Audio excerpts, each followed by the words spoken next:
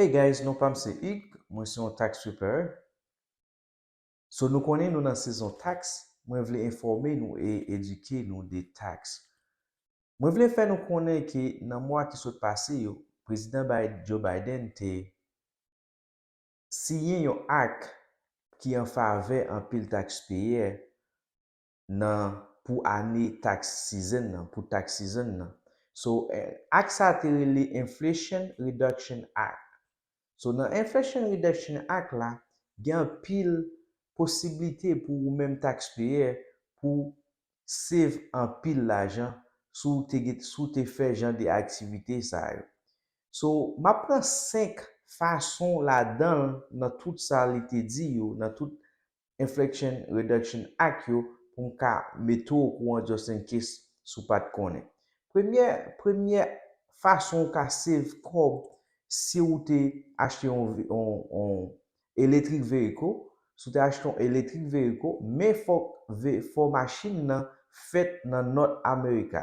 Sa ve di fò machine nan assemble ici pou kalifiye pou kredi sa yo. Sou achete yon machine yon machine electric ki use, ou gen up to $4,000 ki ou ka save nan tax season ane sa. E sou te achete machine nan tout neuf, ou gen up to $7,500 ki ou ka save sou nan tax ane sa. So, sa, se nan Inflation Reduction Act la, li te siyen, Joe Biden te siyen.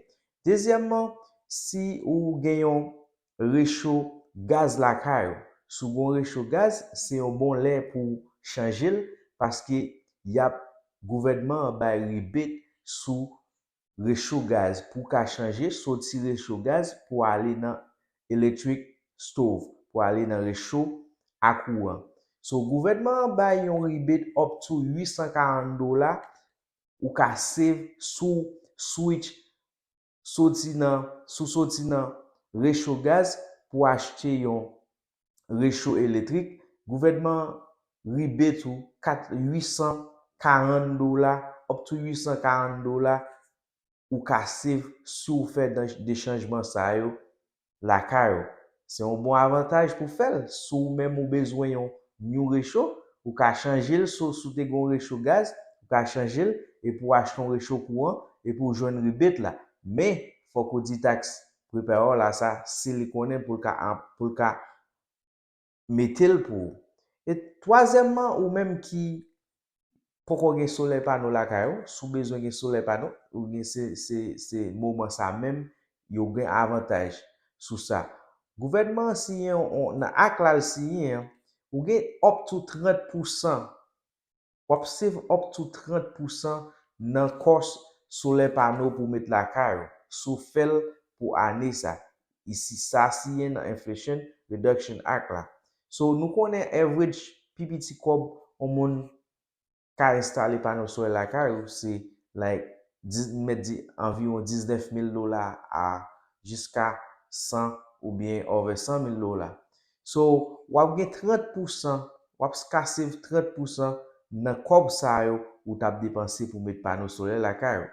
Ou ka save up to $7,000 a $8,500 sou vle mette panneau soleil la kayo. So, wap ka save kob sa yo nan tax yo. So, katrièmman, se heat pump dryer. On moun ki te gen yon dryer, yon ansyen dryer yo. So, sou achete yon heat pump dryer, so, gouvernement di la ba ou la rebate ou up to $840 pasko fè chanjman sa. So, sa yo vin suiv, yo di, ansyen dryer yo boule trop elektrik, epi nouvo heat pump dryer sa yo pran plis tan pou yo seche rad la, men li energy efficient. Sa ve di, li save l'ajan pou kouan paske la boule mwes kouan.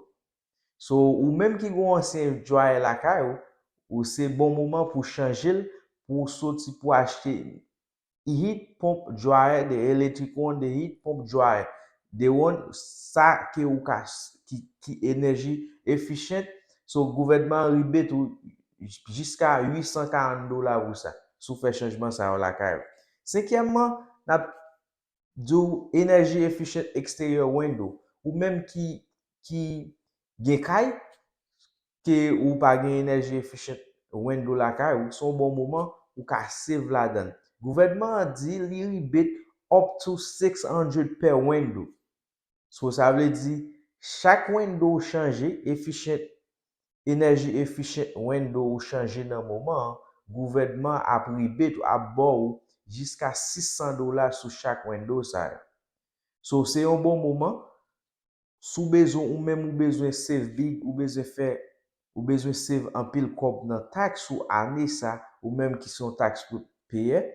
So ou ka tout printemps ça, tout prend occasion ça pour changer quelques bagages la caille et puis ou joindre crédit pour yo. Parce que dans Inflation Reduction Act là, il y a un pile crédit que président Biden signé pour yo.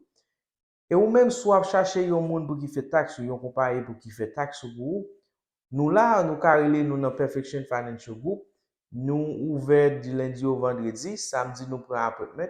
Ou carrelé nous dans numéro ça qui c'est 407 376 47 67 407 376 47 67 ou même sous te gen yon en façon ça ou voulez faire un update la car ou ka rele nous tout ka fait nous connaît et puis n'a forcé en pile dans taxe. So merci parce que tu as regardé vidéo ça. Nous espérons que ou va share avec yon amis ou bien yon famille qu'on connaît genre de vidéo ça petit. So merci et n'attendons dans next vidéo. Merci.